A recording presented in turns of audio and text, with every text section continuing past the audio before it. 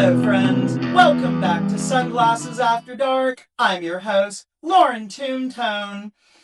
I am so excited to get into this episode as we will be exploring with a spider's eye view one of my favorite cult classics, Spider Baby, as well as having a sit down via Zoom with Bobcat One Man Band Extraordinaire, as well as a special video performance from Bobcat. Stick around, friends. It's going to be a good one. And welcome back, friends. Are you ready to take that spider's eye look at Spider Baby? The 1967 cult classic, written and directed by Jack Hill, starring Jill Banner as Virginia, Sid Haig as Ralph, and Beverly Washburn as Elizabeth. Let me tell you, friends, from the start, this film is like no other from its time. From the opening theme song and almost darkly comical comic book intro, this film takes a tone that is, well, a hard left for sure. The other thing about it is that that element of comedy continues to run through this film, regardless of how challenging some of the themes get, even for the time. The film opens with an interesting monologue where we are given the introduction of a syndrome known as the Mary syndrome, and that fortunately its last remnants are no longer part of normal society or alive as it would seem. However, as the film progresses, we find yet another turn via Cousin Peter, played by Quinn Redeker. One of the most shocking scenes in the film is the opening murder scene of the poor postal delivery man. And although we do not get a extremely graphic depiction of his passing, the attack on him, we do see shocking remnants in the form of the fallen ear and subsequently said ear rotting in a box later on. Friends, this film sets the tone for Texas Chainsaw Massacre and other films of the like in such a way that is bold even for now. As again, you have this sort of backdrop of a almost comical edge at times put to it that seems almost dotingly innocent. And that element is definitely reinforced by the fantastic performance by Lon Chaney Jr. as Bruno, the caretaker of the family. At many points, you start to kind of feel, you really start to feel for their isolation and their estrangement from society and Bruno's terrible burden of his promise to always watch out for the children and never allow them to be separated, as he knew what would happen to them in institutions. However, we get a glimpse of what happens to the family when they are left outside of professional care, and, well, Grandma and Grandpa aren't anyone I'd want to meet, at least not the way that a certain individual meets them in this film. One very specific theme in this film that truly was a first for that time was not so much the introduction of cannibalism, but the introduction of cannibalism in a rural American family as a result of inbreeding. Both of these subject matters are incredibly touchy even to this day, and this film kind of jumps in with both feet and grabs the subject matter with both hands and just throws it all over the place, to be quite honest. Its introduction of sexploitation elements towards the end of the film are also quite jarring, and again, I think that's part of what lends to the almost carnival-like aspect of this film, as there's a jovialness within the family themselves that borders on a kind of mania, but also a kind of intentionality, especially on the parts of the sisters. Not so much on the other members, but you do get the impression that Virginia and Elizabeth get a certain satisfaction out of their endeavors and games, so to speak. Another very interesting aspect of this film is that this was a true breakout role for Sid Haig, horror legend, rest in peace, and how he really defined the more extreme elements of the family. All right, friends, in this final segment, I'd like to take a moment to talk about the Merry House itself, known as the Smith Estate, and founded in 1887. This house is a sprawling Victorian classic mansion that dominates the film with a presence of its own. Oftentimes, it is shot in many of the shots from a low angle, exaggerating its size, its height, and its dilapidation and disorder on the inside really reinforces the mind state of the family and adds a kind of just unmistakable backdrop of something is not right about this place. Well, friends, what can I say? Spider Baby. It is an absolutely remarkable film and really worth your adventurous time. I do hope you stick around for the next segment, as we will be having a return sit down via Zoom with Bobcat, one man band extraordinaire, right here on Sunglasses After Dark.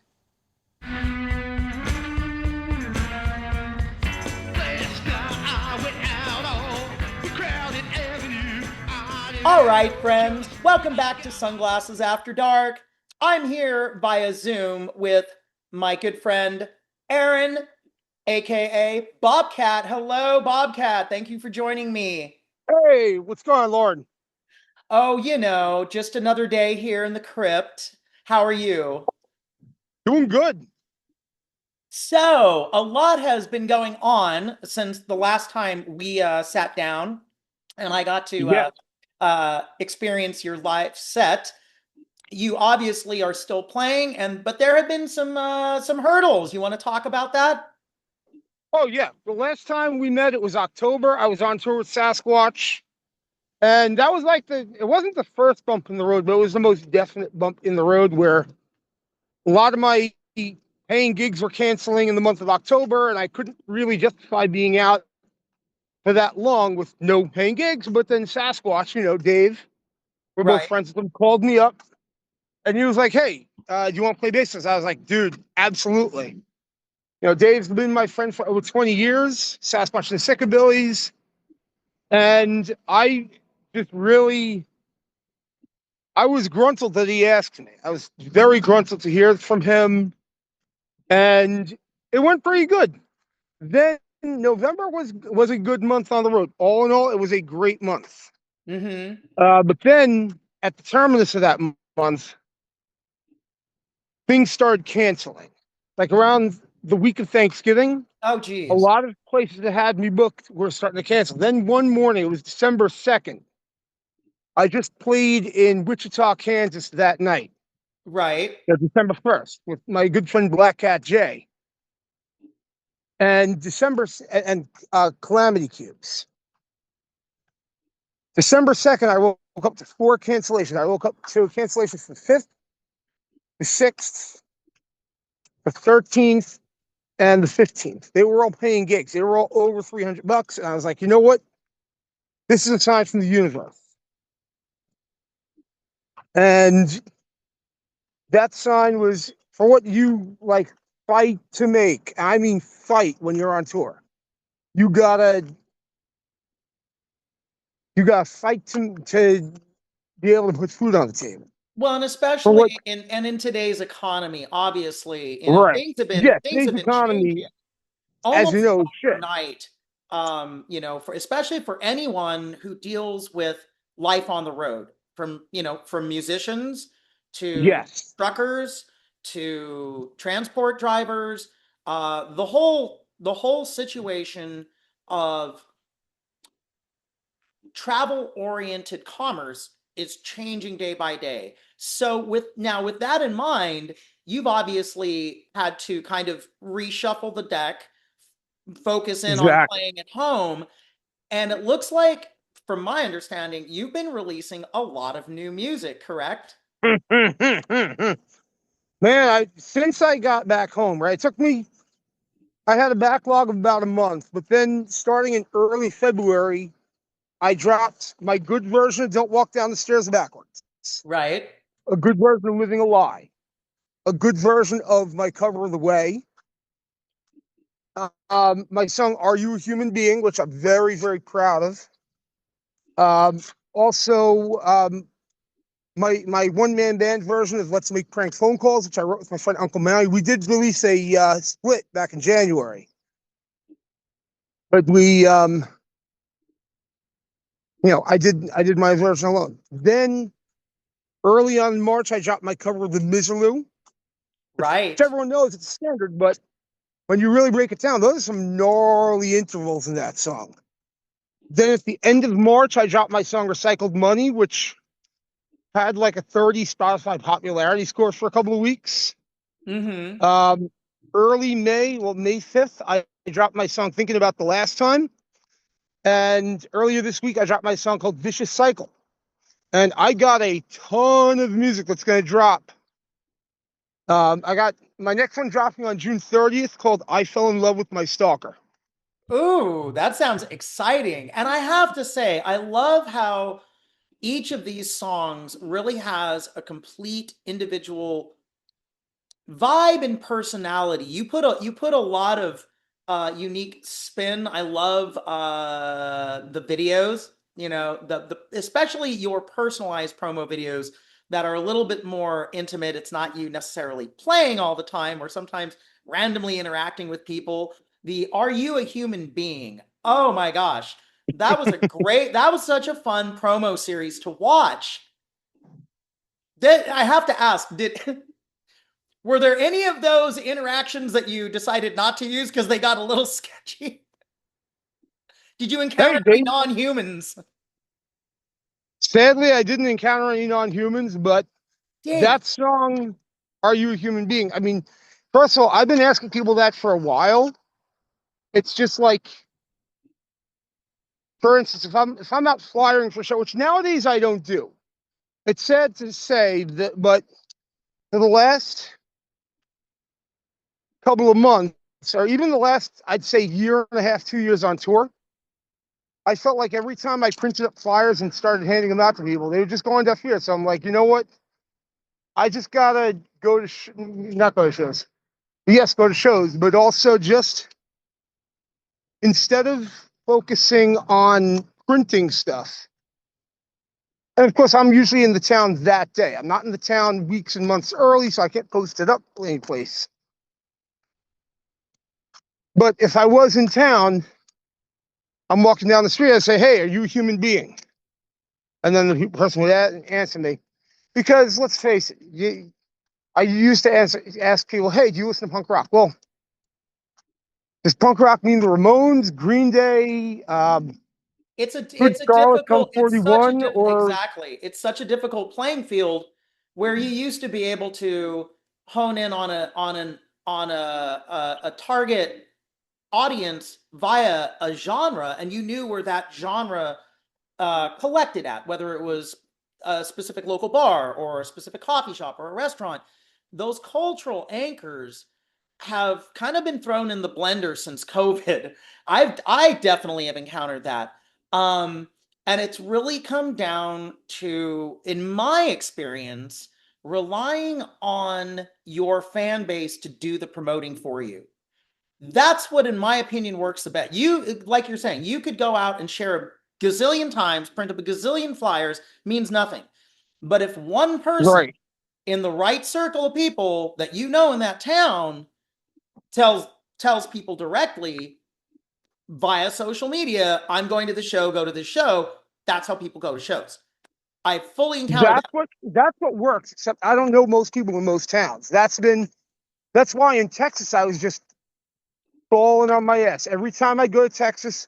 Shows would cancel because other places in Florida. Well, Bobcat, Bobcat, it sounds to me like it's time you create a Bobcat promo street team pack. I would love to figure out how to do that. That would be amazing. I might have a few ideas. We'll talk later. Oh my God, yes. The street team sounds incredible because that could get people in the door at my shows. Well, you do a lot of you release enough music. You are constantly re-angling what you're doing that I think that should you find these people, you would be able to say, "Hey, you're part of my team. These are the perks that you get that other people don't to make this grow." Oh, totally. So we'll talk. Friends, you heard it here first. If you want to be part of the Bobcat street team and get this guy to your town, talk to me in the links. Talk to me in the links. There are things now that will be in the works, but you heard it here on Sunglasses After Dark first. Oh, hell yeah. Um, gosh, I gotta ask now. Are you speaking of the are you a human being? Um, with all the UFO stuff going on, I have to ask, are you of the perhaps school that we are dealing with actual extraterrestrials or perhaps alterdimensional beings? Interdimensional beings. Ah, alterdimensional beings. You heard it here first, friends. The man who was abducted by aliens says ultradimensional beings. I tend to favor that one myself. It's far more exotic. Oh, yeah. I haven't figured out the right lyrics to write for that, but songs are you like right now? I'm writing songs about other things. I try to write a different theme every song. Like I got Are You a Human Being? I got Recycled Money, which explained most of my budgeting on tour. If you hear the lyrics to that song, you'd be like, okay, that's why this guy was able to afford food every day. And I love that. Again, that's the kind of thing I was going to ask, and I don't think we got into it last time. Um, do you have is there a Bobcat, because you write about so much, are there any boundaries, are there any rules, so to speak, that kind of say, are there any things that like toe it back in line, or something where you've gone, maybe you started one and gone, this No, no. there's no boundaries to subject matter of a song. Once I had a theme that I liked that I could write about, I just go ahead and write. The number one rule with all my songwriting, make sure it's interesting musically. Because you got to remember, my favorite band of all time is the Beatles. You know, the And one that thing, I'll say, for anybody who's not familiar with Bobcat's music, there's that there's a lot of people that one thing that I love about what you do, and I'm gonna toot your horn for you here, that there's a lot of people over the years that have tried to use um the Beatles technique, and they just sound like the Beatles, and it's boring. And when I first heard your music, that's what jumped out to me.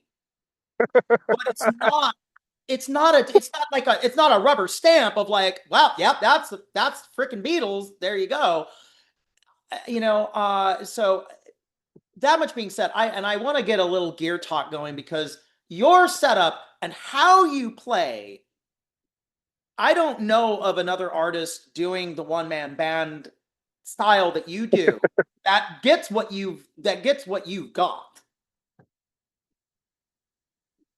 like my gear rig, usually, if I'm playing acoustic, I'm playing acoustic. and I just try to amplify with a little compression, maybe some delay, Mm-hmm. right?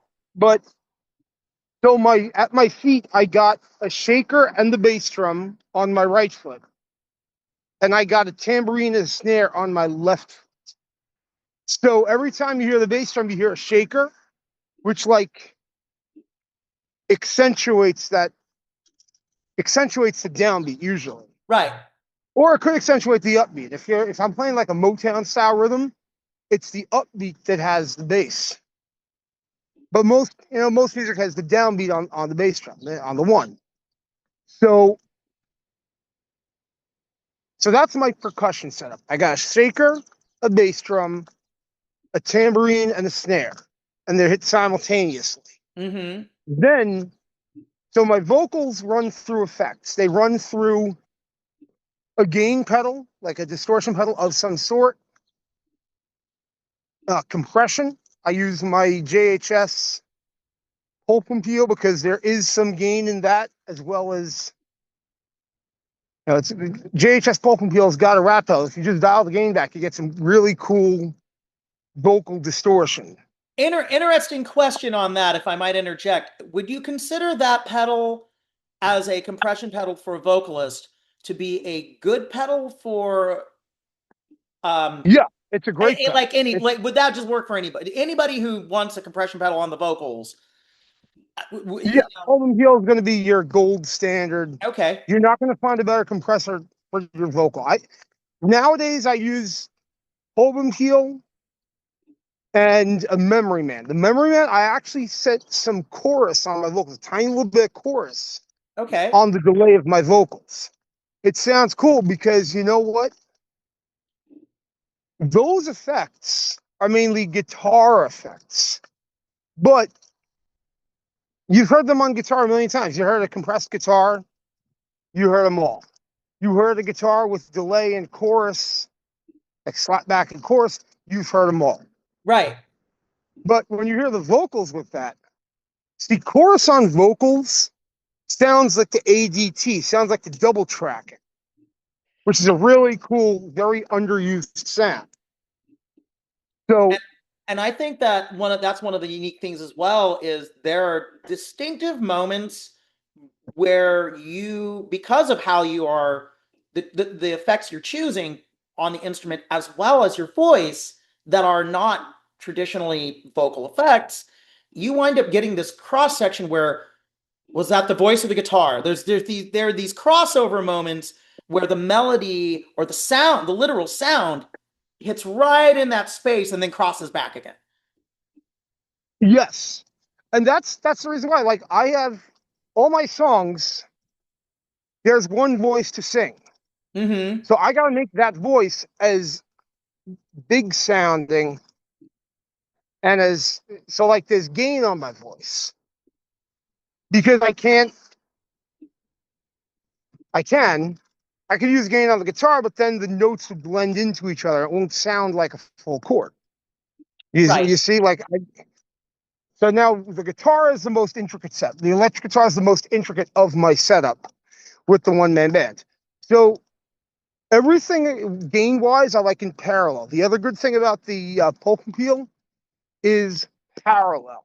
So you get a blend of the clean signal with no compression added and compression. So you can kind of sing over the top Right. and play over the top too. Your voice is preserved. Right. My actual voice. So you hear a little bit of it, not a lot, but you do hear a little bit of the vocal and you hear a little bit of the compression and distortion, the delay in the chorus of the vocal, Yes. Yes. kind of together. Then I notice I don't have reverb on my set. I had to take pedals off because my guitar setup is intricate. Mm-hmm. So the reverb was the first to go. Reverb and tremolo pedals. Now I still got tremolo on my sound, and the delay kind of functions as a reverb because let's face it, when you set a delay pedal, I look, when you set a delay pedal, an analog delay with like many repeats, very short, it's a cool reverb sound that not a lot of other people use. Exactly.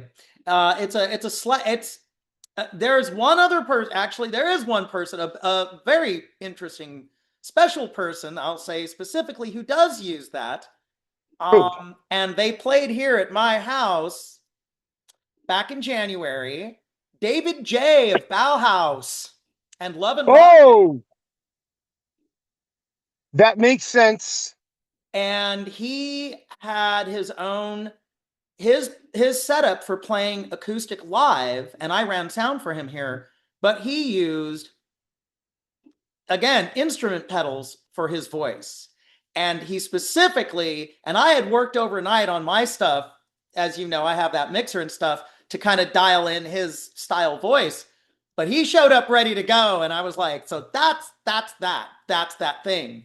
And again, that specific reverb-ish. It's not just a slapback, it's a reverb-ish slapback. Right. Where there's more than one repeat, and the delay time is significantly shorter than the slapback. So you get something when you hit a note goes, but not as long. Right, right. It's something that it's hard to pinpoint, but you know it when you hear it.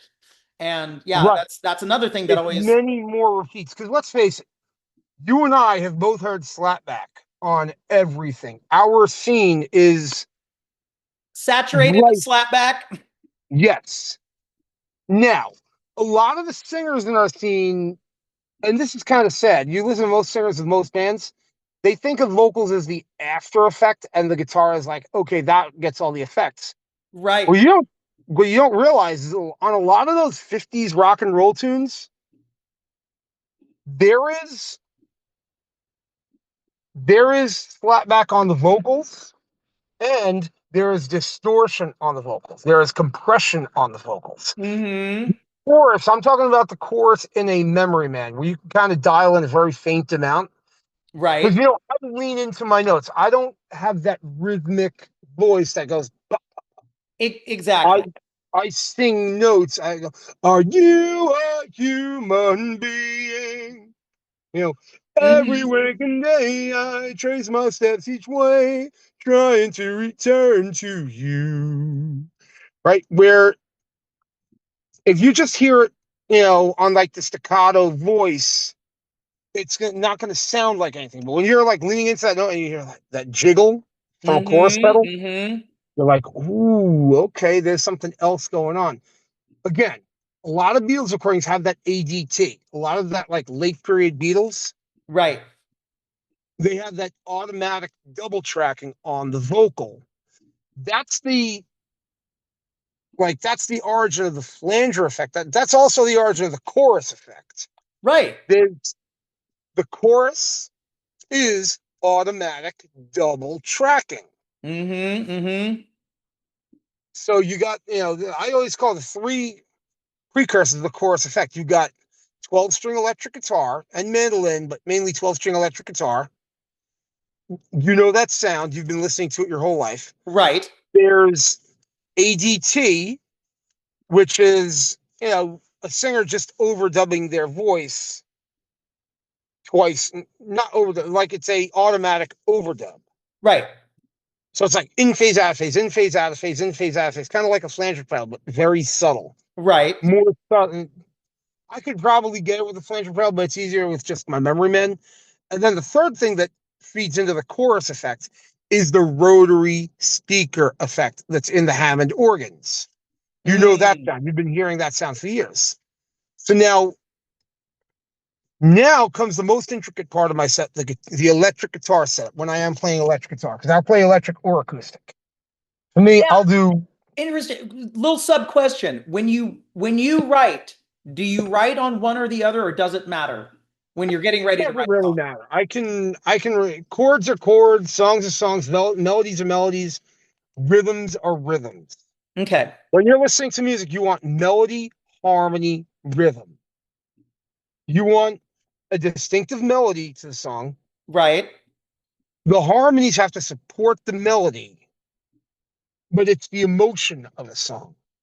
Notice our scene doesn't have that much emotion because not a lot of people pay attention to the chord.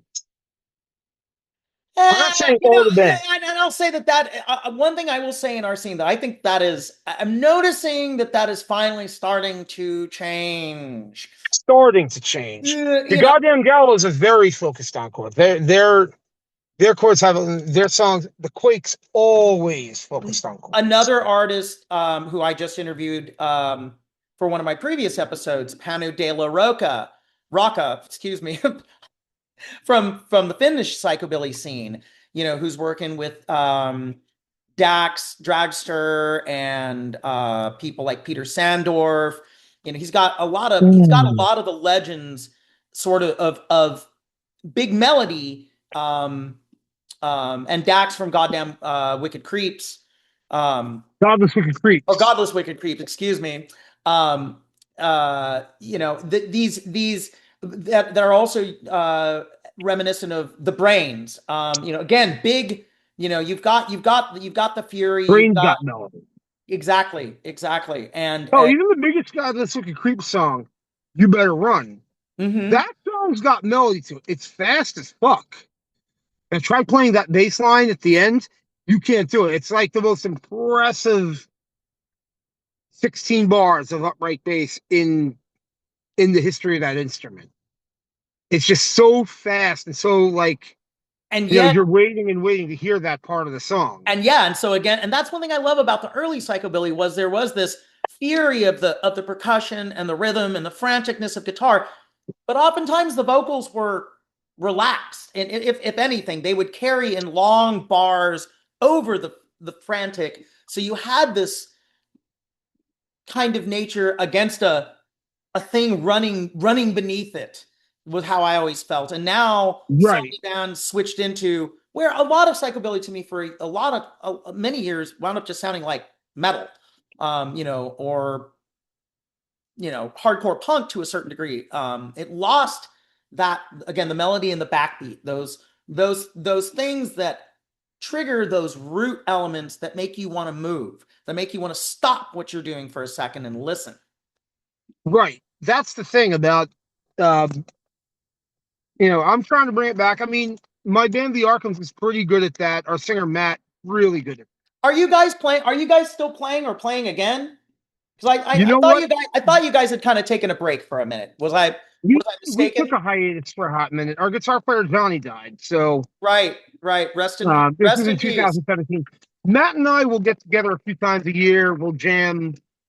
Um, I try to get the Arkhams to do as much as possible. I understand everyone needs rehearsal, including myself, and I Exactly. don't like taking days off.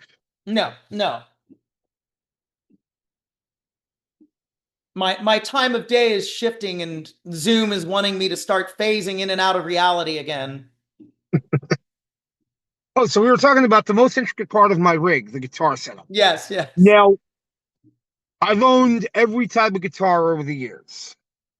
Only one type of guitar works, one type of electric guitar, and that's a Fender style electric guitar. So it could be a Strat, it could be a Tele, it could be a Jazzmaster. Okay. The important thing is I use C standard tuning, so you got to have the 25 and a half scale. You can't have the Gibson scale, you can't have the short scale.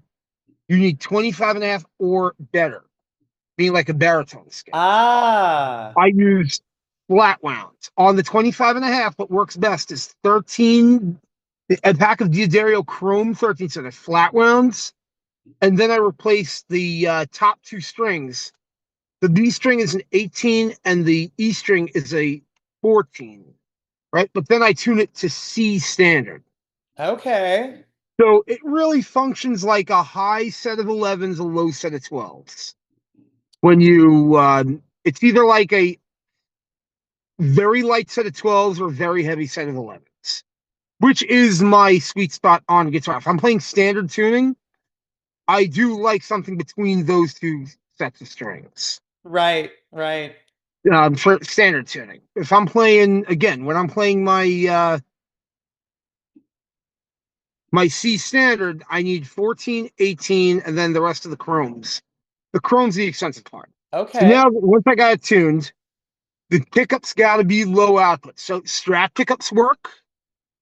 You don't get that middle position, that that Tele Jazzmaster Milk Musician, but you do get the Strat Mill pickup, which is a cool sound of its own. You Yes. get, um, and then Strat or Tele or Jazzmaster, low output traditional Fender pickups work best. A treble bleed is necessary because what that does is it reinforces your treble content, which gets lost when you roll back your volume. So I could roll back my volume to 7 and get clean. Now, the pedal rig, so I adjust my volume from 7 to 10 all the time or lower. If I'm doing just like a rhythm part, it might be at like 4 or 5. If I'm just doing like a ska rhythm, Right. because I need as little sustain as possible on it. But Yep. normal clean, but with sustain, for my guitar, it's 7. Volume on the guitar on 7, and tone I roll off a little bit too. I roll my tone deck to like 6, 7. Some guitars 5. If they're very very bright, I roll my tone back to 5. Most Gotcha. guitars 6 or 7. Now the path goes like so: MXR Classic 108 fuzz. That is the best cleanup fuzz I've ever used. You can go clean to fuzzed out. The only thing I don't like about it is it's a fuzz face, not a tone bender or a Mosrite style. But that kind of works to my advantage too. All right. Um, then I go, I'm gonna have to cut you on the gear lineup. Unfortunately, what I'd like to do is give you a window to tell everybody what shows you have coming up because we're about to run out of time. oh, we're about to, okay. So with the gear, I'll just mention fuzz, clean blend, clean blend compressor, um, Electromox Key 9 set to Wurlitzer, Electromox B9, my organ pedal set to Continental, slapback delay, Vox amp emulator. I use a Tech 21 Liverpool, Okay. and that's pretty much my guitar rig. All the modulation comes from the two keyboard pedals, the two Electromox pedals. Okay. Now, shows I got coming up. June 11th, um, I'm at the Nail in Philadelphia in Ardmore. June 14th, I'm doing a Porch Fest in Martinsburg, West Virginia. Um, July 1st, I'm at Tilted McFlibbers in Martinsburg, West Virginia. July 2nd, I'm playing Pumpkin Paddle in Oil City, Pennsylvania. July 3rd, I'm at the Dungeon in Scranton, Pennsylvania. July 4th, I'm at Pilger Rue Brewing in Pottsville, Pennsylvania. The 5th, no, I don't have anything the 5th. And then it's a very open schedule right now. I'm trying to book shows, especially in Pennsylvania, the 4 states area in particular. That's like I-81 through Pennsylvania, Maryland, West Virginia, Virginia. I'm playing Milltown this year in Western Mass. I'm playing at Bar Frida on August 6th. It's a Thursday. Um, I'm doing a bunch in North Carolina. I'm doing, where am I going? I'm playing The Cave in Chapel Hill on August 20th. Playing Alley Cat Records the 21st. All right. I'm playing, I'm doing some stuff in Atlanta the 23rd and 20, no, Sunday, August 23rd, Tuesday, August 25th. I'm looking for something that Monday. And then I'm heading back. I'm going to Well, Muddy Roots. I'm not playing Muddy Roots. I'm going to Muddy Roots this year. very cool. Very Um, cool. All right. What I will do is put any of those show links, as many of them as I can at the end of the episode, as well as links for any of your music and the social medias as usual. thank you. Once again, unfortunately, we're running out of time, so I'm going to wrap it up here and say thank you again for joining me here on Dude, Sunglasses After Dark. Lauren, it was fantastic. Let's do this again. We absolutely will. And hopefully, we'll be able to get you over here to the West Coast and we'll make that show happen that was supposed to happen. I'm still playing it. For those of you in the Pacific Northwest area, Spokane, I am playing at Tees Lounge on June 23rd. of June of this year, June 23rd at 7 p.m. It's a free show. Come check me out and see what I have to offer in the way of some experimental rock and roll for you all. And hopefully in the future we'll have Bobcat over on this side of the country, and we'll connect for a show as planned. Until then, I hope you have safe travels and fantastic shows, my friend. Oh, thank you, Lord. Great talking to you. Always. Thank you. And friends, stick around. Much more to come here on Sunglasses After Dark with me, Lauren Tombtone.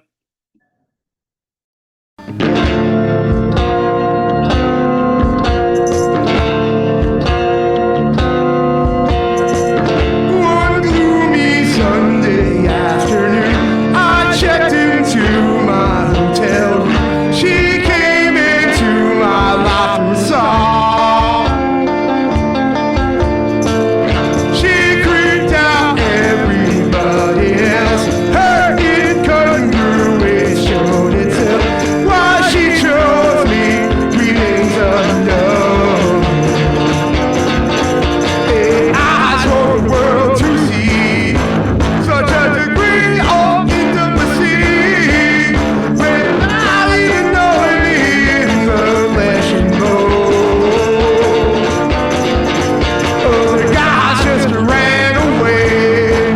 I had to see just how this played. I fell in love with my stalker, then she left me all alone.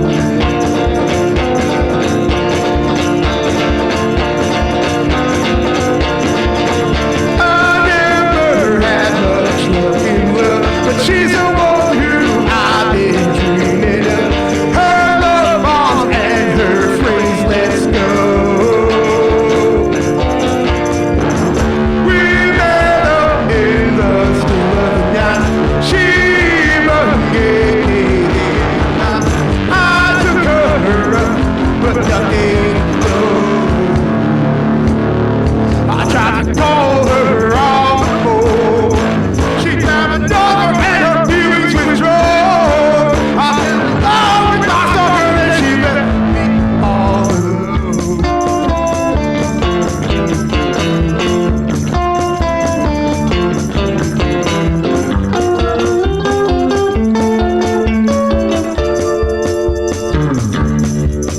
Friends warned me about her ways. I didn't listen, now I feel up on the legs. I fell in love with my stalker and she left me all alone. I fell in love with my stalker and she left me all alone. I fell in love with my stalker and she. Well, my friends, what can I say? That was a super fun episode. I hope you had as much fun watching as we did filming. And remember, please check the links at the end of the episode so you can follow Bobcat, all of his activities. As for the rest of you, and until next time, remember, life is shot in wide angle. The camera is always rolling. You are the director, the writer, the hero, heroine, villain, villainess. Whatever the story is, make it a good one. It's yours. And as always, stay fabulous, darlings. Feeling just wasn't right. I looked